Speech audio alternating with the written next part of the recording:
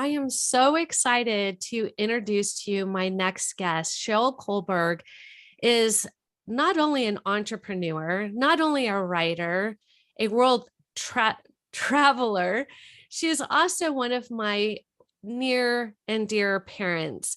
She and her daughter, Caitlin Kolberg, have been a part of the College Ready Plan. And I brought her on today so she can share her story of what it was like raising a young woman in Orange County and preparing her for college. So welcome, Sharael. Hello. So good to be here. Thanks for having me, Shelley. My pleasure. So I always like to start off the podcast with two questions to help set the stage for what we're going to discuss. So the first question I like to ask is, what are you passionate about? Well, I am passionate about travel and writing. I love to entertain, educate, and inspire people to see the world through writing for various outlets and exploring different places that bring a new sense of wonder to myself and others who read my writing. Outstanding. Ah, kin of my own heart. So, second question is, what are you an advocate for? What is something that's really important for you and something that you stand for? So, as a recent breast cancer survivor, I advocate for really keeping up on top of your mammograms and doing your self exams, because that's the number one way to catch breast cancer early. And with catching it early, the survival rate is very high. So I have done several events and fundraisers for Susan G. Komen, and I continue to advocate for breast cancer awareness. That is so huge. I know. Didn't you do something interesting like run with somebody in every state? What was that all about? Yeah, so for my 50th birthday, which was almost 2 years ago, I decided I was going to do it in person first, but then the pandemic hit, so I had to pivot a little bit. I wanted to run a mile in every state, all 50 states, for my 50th birthday to promote breast cancer awareness. So since I didn't get to do it in person, I started something called 50 for the Cure, and I ran virtually over Zoom 1 mile here in Laguna with someone from each state. They ran a mile in their state, and I did that for 50 days straight. So I ran 50 miles in 50 days for my 50th birthday in all 50 states. It was really fun. I love that. Way to advocate. Yeah. So let's Yeah. jump into life as a mom. So you are in Laguna Beach, California, a beautiful destination. And your daughter, Caitlin, tell me about what it was like raising a daughter in Orange County.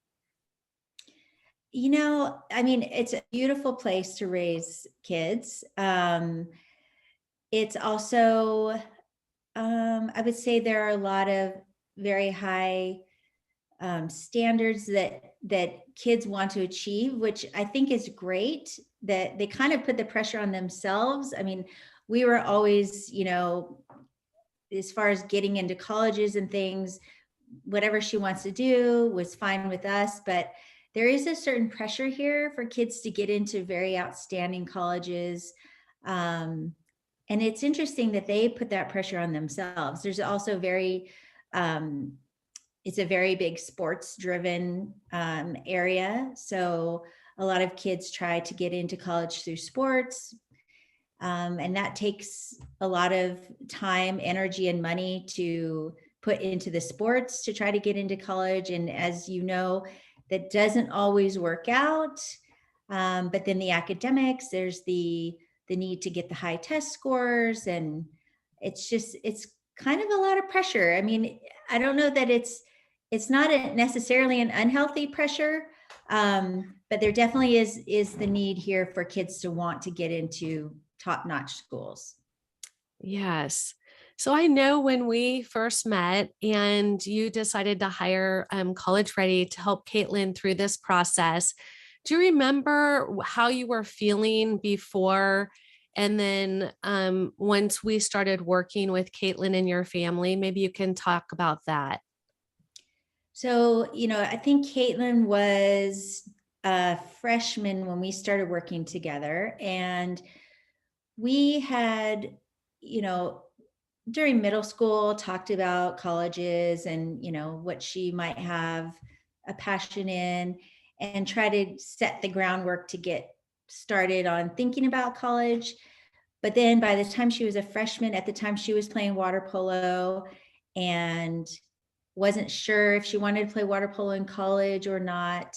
She's an amazing academic, has always been getting good grades and very determined and successful with her academics.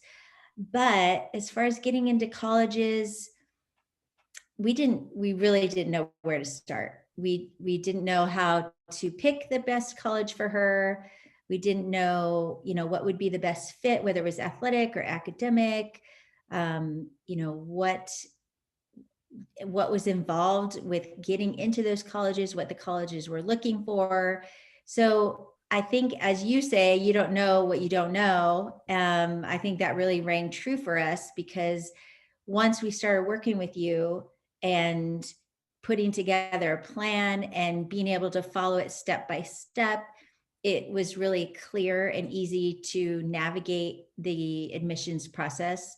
So I don't know how parents do it without your help, because it is very daunting and there are so many questions, and to not have someone to go to ask those questions, I don't know how people do it. So it just was nice to have that roadmap and to have someone other than a parent for Caitlin to go to for advice, and to have that leadership to help her and encourage her and really be her cheerleader and her advocate, was really instrumental.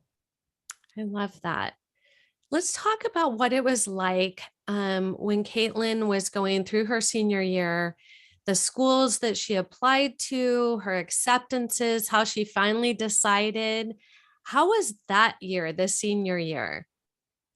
Well, outside of COVID, she graduated in 2021. So it was a bit daunting, but I will say, just again, having laid the foundation through the work that we did with you, made her senior year much more enjoyable and easier to navigate the college process, because when it came time to actually applying to colleges, her junior year, she had worked with you to find out, okay, what are the top 10 colleges or top 12 colleges that would be the best fit, whether, taking into account the financial, the educational, the social, the geographical, all the things that resonated with Caitlin. And then going and visiting some of those that we could, really helped her to have a clear understanding and excitement for the colleges that she was applying to. It wasn't just like a shot in the dark, like, oh, I think I'll apply here. And then going into those applications, knowing that she had a very strong application, because you had guided her on, what to do for leadership and what to do for, extracurricular activities and AP classes, and just all the things that colleges are looking for, and how to write a good essay, and just knowing that she had worked for 4 years to really build upon her resume. And when it came time to applying and accepting, she had a very strong resume. So her senior year, it was a bit interesting. Her number one choice was NYU. And when she was finding out where she got into, I believe, 10 of the 12 colleges that she applied to. The two that she didn't, I think, was Cornell and Stanford. Um, but one of the ones that she did get into was UC Berkeley. Ironically, she didn't get into UCLA either. That was a third one, but she did get into UC Berkeley and was thrilled with that. She wasn't sure that she wanted to stay in California for college, but she was absolutely thrilled with getting into UC Berkeley. And then she had gotten waitlisted for NYU. So the chances of getting off a wait list are usually not very good. So she committed to UC Berkeley, and then literally a week later got into NYU. So it was a real conundrum because both amazing schools. And once she really thought about it, she decided to go with UC Berkeley. It was just financially, it was half the price. From an educational standpoint, one of the best schools in the country. And just being in California, she, realized that maybe that wouldn't be such a bad thing to stay a little bit closer to home, yet have a completely different experience, because Berkeley and Orange County are totally different. So that's what she chose. I love it. I remember those phone calls back and forth. Like, how can we tell her no when she got into her dream school? I mean, the whole time we worked together, it was NYU all the way. I do have a feeling she'll end up there for her MBA or some kind of master's program, because I know how much she loves that city. But I think what a wise decision when we got to talk about return on investment to your family. And she got it. The light bulb went on when I helped her to understand that she would be getting a great education at Berkeley, like you said, for half the cost. And she can still go there if that's something that she wants to pursue. So it's been great. So, what's it been like being an empty nester? Yeah. So since Caitlin is our only child, it was very difficult the first few weeks. I'm not going to lie. But like anything, we've gotten into our groove, as well as Caitlin. And luckily, the fact that she is in California, I mean, we pretty much see her once a month. We have a lot of friends in the Bay Area, so we are happy to make the trip up there anytime. Um, but the best part is really seeing her grow into her own. She has embraced the diversity that is offered in Berkeley. She loves meeting new people from all walks of life, all different parts of the world. And for me, it's kind of been a little bit of a, reinventing myself. I have always worked part-time while raising Caitlin, but she was my number one job, and happily so. So it's really been nice for me to kind of finally have the time to pursue some things that I've been wanting to do more on a full-time basis. I am a travel writer, and I am now able to travel without having to worry about only being able to travel on school vacations. So it's been a wonderful blessing for me and my husband, Jeff, who luckily works from home. And it's taken some getting used to, but we're all in a good place right now. It is so refreshing. I remember walking through that path with you and encouraging you, and I knew Caitlin would be fine. That's just definitely, I was more worried about you Yeah. and maybe a little about Jeff, but I was more worried about you, and just watching you really step into something that you love. And I do know that you see her probably more often than a lot of families do. And what a great opportunity. So in hindsight, looking at that whole fit for a college, talking about the academic, social, and financial fit, I really think and believe that Berkeley was absolutely the perfect choice. It just took a little bit of time to get there because Caitlin's heart was in New York. And once we figured, and she was so mature about it, I got to give her a lot of credit. She really listened to the advice that we shared with her, thought about it, and ultimately it was her wise decision. So it has been my pleasure. Now, if somebody wanted to maybe read some of your travel articles, how might they find you? So my website is Sharael, which is spelled a little differently. It's SHARAEL.com. So yeah, I'm happy to share my travel adventures with any of your listeners.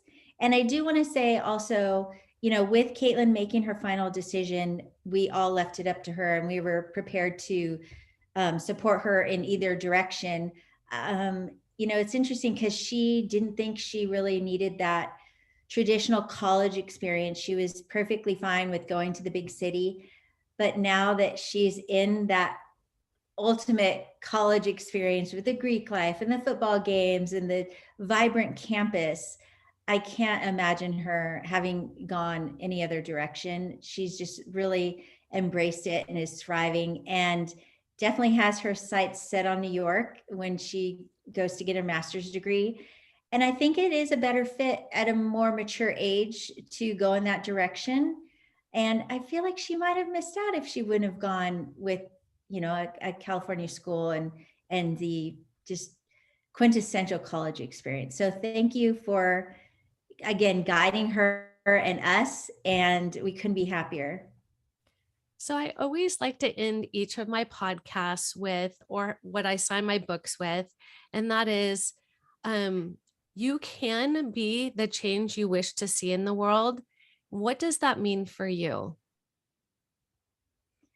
Well, I think it means, for one, just following your heart. I know it sounds cliche, but um, doing what you are passionate about. And I think for Caitlin, ironically, she's going into media studies, which following in my path a little bit. But I think as a parent, it really is important also to do what you love and be an inspiration for your children, and showing them that you can be successful and you can be a great parent and still have, your own thing as a career, or even if it's just a hobby that you really enjoy, and making time for that for yourself. And through doing so, you do inspire others. Thank you so much, Cheryl, for being on the show today. Thank you. It's been a pleasure. And again, it's been so great working with you. And I'm so glad to have met you and have you be a part of this journey. All right. Thanks so much. Bye for now.